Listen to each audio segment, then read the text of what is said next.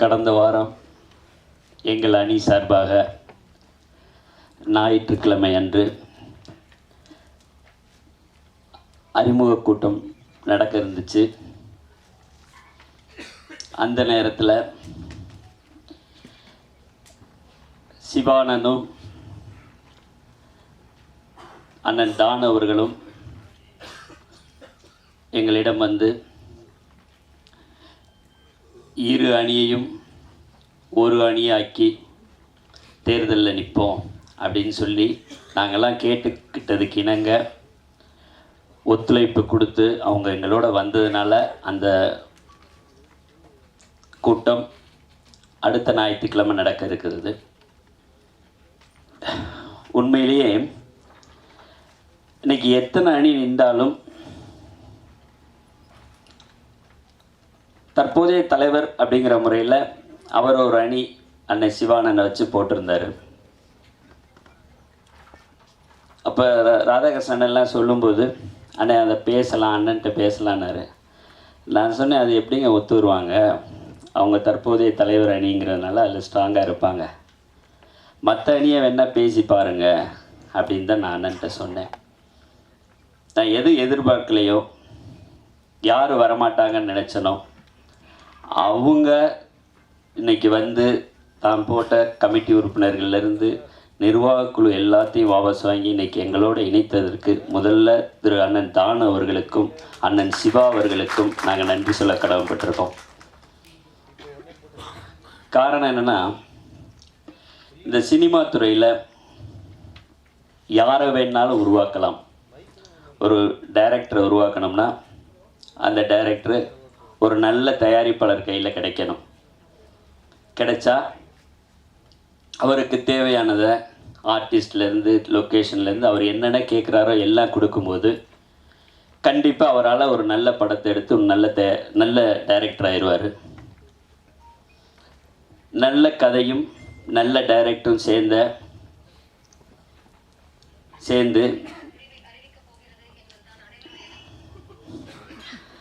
சேர்ந்து ஒரு ஹீரோவுக்கு கிடைச்சா அந்த ஹீரோ ஒரு பெரிய ஹீரோவை வந்துடுவார். இப்படி யாரை வேணாலும் உருவாக்கலாம், ஆனால் தயாரிப்பாளரை மட்டும் உருவாக்க முடியாது. தயாரிப்பாளர் அவருடைய சொந்த பணத்தில் அவர் சம்பாதிச்ச மற்ற தொழிலிருந்து வந்திருந்தா தான். அதுவும் பார்த்திங்கன்னா இன்றைக்கி 100 படம் எடுத்தால் கிட்டத்தட்ட 95 படங்களுக்கு மேலே ஓடுறதில்ல. இந்த படத்தை ஏதாவது அப்படி ஒரு வெற்றி பெற்றுச்சுன்னா ஃபஸ்ட்டு சொல்கிறது ஹீரோ, இந்த படம் ஜெயித்ததுக்கு காரணம் ஹீரோ தான்பாங்க. டைரக்டர் நான் தான் சொல்லுவாங்க, கேமராமேன் நான் தான் சொல்லுவாங்க. அப்படி இருக்க லைட்மேன் வரைக்கும் இந்த வெற்றியில் பங்கு பெற்றுக்குருவாங்க. அதே படம் தோத்தா ப்ரொடியூசரை தவிர வேறு எல்லாரும் அங்கங்கே போயிடுவாங்க அடுத்த படத்தை நோக்கி. அந்த ப்ரொடியூசர் மட்டும் வீட்டில் உட்காந்து ஒரு 2 நாள் வெளியில் வராமல் கண்ணீரோடு இருப்பார். இதுதான் இன்றைக்கி ப்ரொடியூசர் நிலைமை. வெளியில் சொல்ல முடியாது, ஏன்னா அவங்க வந்து முதலாளியாக வளம் வந்த இடத்துல கஷ்டம்னு சொல்லி, இப்போ இதில் வேலை பார்த்த ஆட்கள் வந்து கஷ்டம்னு சொல்லி நாளைக்கு வந்து வேறு ஆளை போய் பார்க்கலாம். பட் ஒரு ப்ரொடியூசரை போய் இன்னொரு ஆள்கிட்ட தனக்கு ஒரு செலவுக்கு தேவைன்னு சொல்லி கேட்க முடியாது. ஏன்னா முதலாளியாக வளம் வந்துட்டு அந்த யூனிட்டில் ஒர்க் பண்ண வேறு யாரையும் அவர் தன்னுடைய உதவின்னு கேட்க முடியாது. இப்படிலாம் பாதிக்கப்பட்டு போய் இருக்காங்க.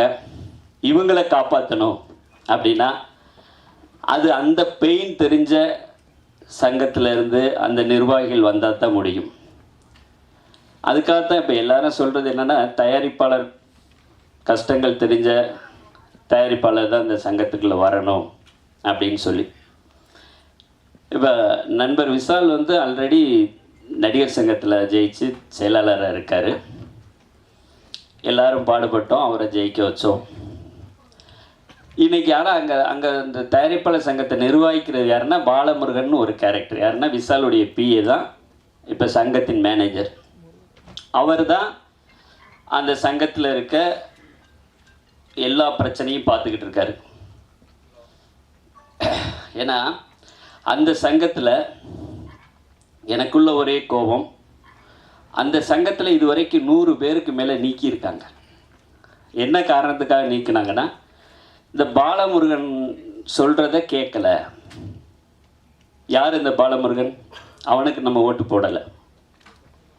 விஷால் நாசர் சார் இப்படி நம்பி தான் நம்ம ஓட்டு கேட்டோம், வாங்கி கொடுத்தோம். ஆனால் இன்றைக்கி ஒரு 100 பேர் ஒவ்வொரு பொதுக்குழுவிலையும் வெளியிலேருந்து கத்தி அவங்கள போலீஸ் கூட்டிகிட்டு போகிறது, அவங்க ரோட்டில் அழுகிறதுலாம் பார்த்திங்கன்னா ரொம்ப பரிதாபமாக இருக்குது. அப்போ அங்கே நிர்வாகத்தில் யாரை நம்பி ஓட்டு போட்டோமோ அவங்க உட்கார்ந்து அந்த நிர்வாகத்தை பார்த்தாங்கன்னா, மனசாட்சிப்படி பார்த்தா இந்த மாதிரி தவறு அங்கே நடக்காது.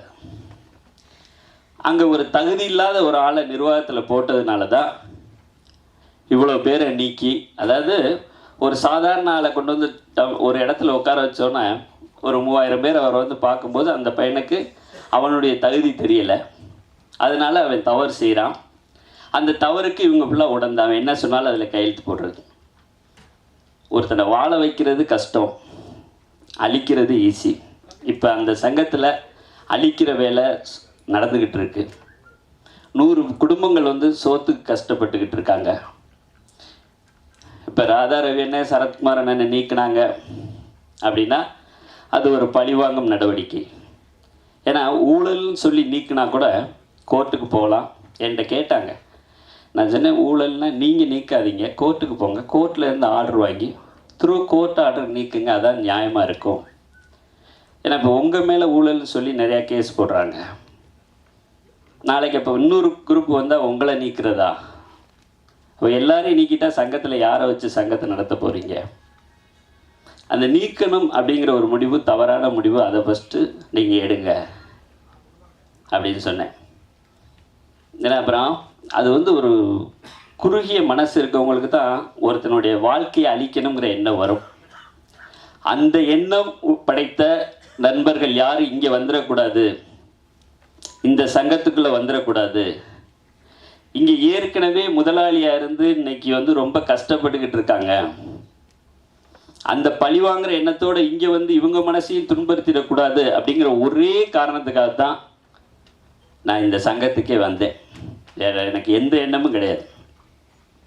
நான் எப்பயுமே எந்த சங்கத்துக்குள்ளேயும், ஏன்னா நான் வந்து பாலிடிக்ஸில் இருக்கனால நான் வந்து எந்த சங்கத்துக்கும் நிர்வாகத்துக்குள்ளே போக மாட்டேன். என்னால் முடிஞ்சால் அங்கே ஒரு நல்லது நடக்கும் அப்படின்னு சொல்லி நம்பி தான் அந்த சங்கத்துக்கு நான் வேலை பார்த்தேன். அங்கே செஞ்ச தவறு இங்கே நடந்துடக்கூடாதுன்னு சொல்லிட்டு தான் இங்கே நான் வந்து ஹெல்ப் பண்ணுறதுக்காக நான் வந்திருக்கேன். கண்டிப்பாக இந்த சங்கம் ஜெயிக்கும். இங்கே போட்டியிடுற அண்ணன் ராதாகிருஷ்ணன் தலைமையிலான அணி ஜெயிக்கும். காரணம், இன்றைக்கி அண்ணன் தானண்ணன் டீமு, சிவானன் டீமும் இன்றைக்கி கலைச்சிட்டு இன்றைக்கி சப்போர்ட் 2 அணி 1 அணி ஆயிடுச்சு. வெற்றி இன்றே உறுதி செய்யப்பட்டு விட்டது. என்னுடைய வாழ்த்துக்களை இந்த அணிக்கு இந்த நேரத்தில் உங்கள் முன்னாடி தெரிவித்து கொண்டு விடைபெறுகிறேன். நன்றி, வணக்கம்.